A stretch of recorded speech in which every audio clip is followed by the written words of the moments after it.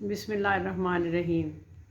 वो तालिब इल्म जो मास्टर्स कर रहे हैं या करना चाहते हैं, उनके लिए भी कुछ उनके सिलेबसेस के बारे में कुछ लेक्चर्स अपलोड किए जा रहे हैं, जिनमें गालिब का एक टॉपिक पहले पेश किया गया है और इसी सिलसिले को आगे बढ़ाते हुए हम गालिब के ही मुतालिक एक सवाल देखेंगे जो कि पास्ट पेपर्स में आया हुआ है, और वह है गालिब का तंजिया और ज़रीफ़ाना अंदाज़। उनके कलाम में, गालिब के कलाम में तंजिया और ज़रीफ़ाना अंदाज़ उनासिर।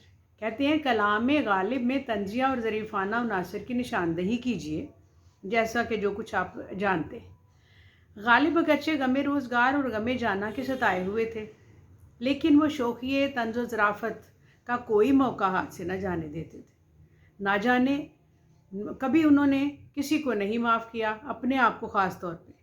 इनके ज़ाती हालात, उनकी शायरी और उनकी नसर से साफ ज़ाहिर होता है कि वो नहायत फ़िक्राबाज और ज़िला जुगत के उस्ताद थे, लेकिन उनके तंज़ो मिज़ाज में पकड़पन, बाज़ारीपन नहीं है। वो फहाशी हरगिज़ नहीं है। इनके तंज़ो मिज़ाज से पढ़ने या सुनने वाला ठट्ठे नहीं लगाता, बल्कि एक हल्की सी मुस्कुराहट से उसके लबों पर फैल जाती है। गालिब के तंज़ो मिज़ाज और शौक़िए ज़राफ़त से लुत्फ़ अंदोज़ होने के लिए आला तालीम याफ्ता होना ज़रूरी है, जो कि मास्टर्स के लिए, इसीलिए ये अहम टॉपिक जो हैं ये मैंने उठाए हैं, ताकि वो उनकी समझदारी काफ़ी ज़्यादा बेहतर होती है दूसरे छोटे बच्चों से बढ़ के। कहते हैं कि वाइज़ ना तुम पियो ना किसी को पिला सको, क्या बात है तुम्हारी शराबे तहूर की। दर पर रहने को कहा और कह के कैसा फिर गया, जितने अरसा में मेरा लिपटा हुआ सर खुला। प्रोफेसर सदीकी कहते हैं कि तारीफ़ इनकी ज़राफ़त की वो यूँ करते हैं कि बाज़ अहले ज़राफ़त जो इनके बारे में जो अहले नज़र हैं, वो उर्दू अदब में वसी मानी पहनाने की कोशिश करते हैं, और वो इसके ज़ैल में तंज़ो मिज़ाज, तमस्सुर, फक्कड़पन और फहाशी वगैरह को भी शामिल कर देते हैं। मगर मेरे नज़दीक उनसे ये बात गलत है। हर एक के अलग-अलग रास्ते हैं, हर एक का अलग-अलग हदूद हैं, बल्कि इनके इंसानी ज़हन व मिजाज पर वार करने और असर डालने का तरीका और दस्तूर भी जुदा-जुदा है। मैं तो ज़राफ़त की हद इस कैफ़ियत इंसानी को समझती हूँ कि जब होंठ एक मुकर्ररा हदों से कुछ ना थोड़ा सा भी फैलें, ज़्यादा ना फैलें कि सारा चेहरा ही बिगड़ जाए। बस हल्की सी मुस्कुराहट चेहरे पर आए और चेहरा पर ताजगी पैदा हो, आंखों में चमक आ जाए और कैफ सा महसूस हो, और दिमाग एक लतीफ़ खुशी मगर एक जज्बा जो इसमें सामने आंखों से नज़र आए, वो उसको कहते हैं ज़राफ़त, जिसे अहले ज़ुबान मुस्कुराने या हंसने से ताबीर करते हैं। और तंज़ वो जिस तरह से उनका मतलब ये होता है कि बिला वास्ता हमला दिलो दिमाग पर हो और दिल पर निश्तर लगाकर मामूली सी चुभन से कष्ट पैदा कर दे और दिमाग को कुछ सोचने और समझने की दावत दे। माथे पर शिकन पड़ सकती है, लेकिन आंखें पुरनाम नहीं होती, जिसका मकसद ज़िंदगी के किसी पहलू को उजागर करना या मुआशरा या किसी फ़र्द की इस्लाह हो, मगर इस मकसद का इजहार बड़ी गैर जारमदाराना तौर पर बिला ज़ाती उनाद व तासुब किया जाए। इसमें ना नासिहाना अंदाज हो, ना आशिकाना, ना ख़तीबाना, ना ज़राफ़त और तमस्कुर में वही फ़र्क है जो तबस्सुम और कहकहा में है। कहकहा वो जिसमें मुंह का दहाना हर सिमत में फैल जाए, हल्को नाक की सामने नज़र आने लगे। फक्कड़ या फाशी का अंदाज़ इस कैफियत से लगाया जा सकता है जब बच्चा अपने से बड़े हमजोली से वो मदाफ़ियाना क़ुव्वत से ख़ुद को आरी समझकर बेसाख्ता मुँह से कुछ का कुछ बकने लगे और बस। मगर गालिब जब अपने शेरों में बात कहते हैं और हंसकर मुस्कुरा कर, मगर कहका नहीं होता और ना ही पकड़पन होता है। इसी लिहाज से गालिब के यहाँ ज़राफ़त ज़्यादा और तंज कम है, तमस्कुर तो बिल्कुल भी नहीं है। गालिब की अपनी दुनिया गमे रोज़गार की अमाजगा थी।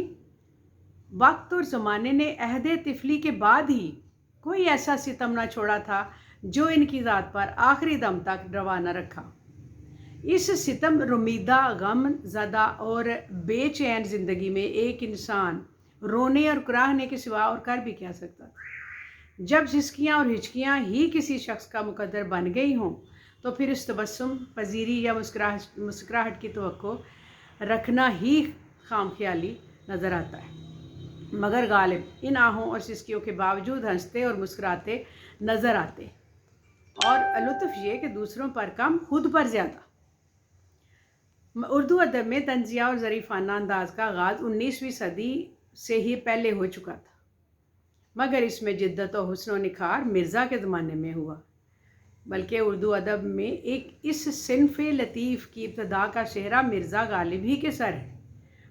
غالب سے پہلے اردو شعر و ادب میں طنز و ظرافت کا ایسا سرمایہ نہیں پایا جاتا تھا کہ جس میں سلیقہ مندی اور ہوش مندی رکھ رکھاؤ بھی موجود ہو۔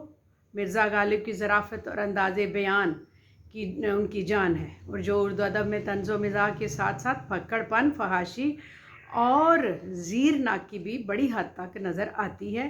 اس وقت تک اردو ادب میں فکر و نظر کی وہ بالیدگی، گہرائی اور گرمی پیدا نہیں ہوئی تھی، لیکن غالب میں یہ صفت ہے کہ وہ طنز و ظرافت کی حدود سے تجاوز نہیں کرتے۔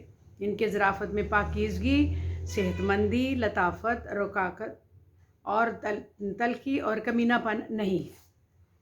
جیسے وہ کہتے ہیں کہ ان کے کچھ مثال میں دوں گی ان کے شعروں میں سے کہ میں بھی منہ میں زبان رکھتا ہوں، کاش پوچھو کہ مدعا کیا ہے، جب کہ تجھ میں نہیں کوئی موجود، پھر یہ ہنگامہ خدا کیا ہے، ہم کو ان سے ہے وفا کی امید جو نہیں جانتے وفا کیا ہے۔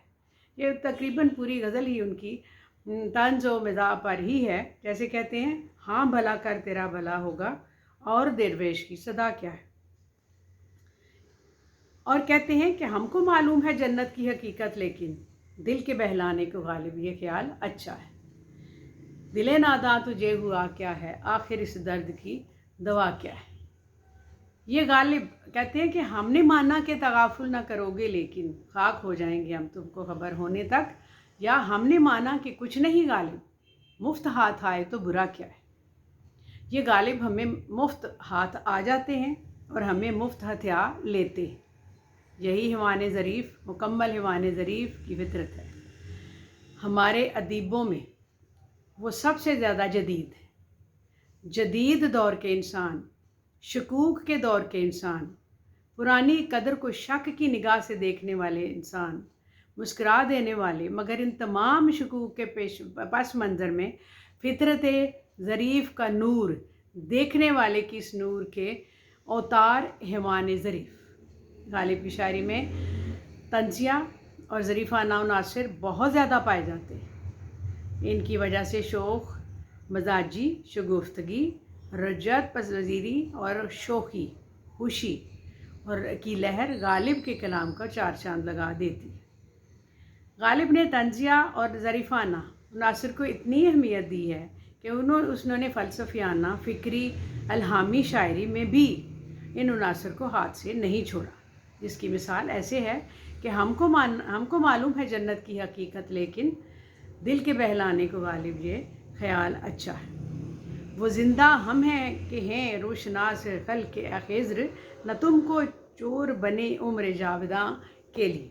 یہ طنز و ظرافت کا ایک چھوٹا سا پیراگراف ملا کے، 2-3 پیراگراف ملا کے آپ کے لیے میں نے ایک سوال کا جواب دینے کی کوشش کی ہے۔ اب آپ اس کو دیکھ کے بتائیں گے کامنٹس میں کہ کس طرح سے یہ اس میں کامیابی ہوئی ہے۔ چنانچہ آپ اس کو شیئر کیجئے، لنک کیجئے اور سبسکرائب بھی کیجئے، اور تاکہ دوسرے اسٹوڈنٹس بھی اس کو دیکھیں اور اس سے فائدہ حاصل کرنے کی کوشش کریں۔ نیکسٹ ٹاپک انشاءاللہ پیش کیا جائے گا۔ شکریہ، السلام علیکم۔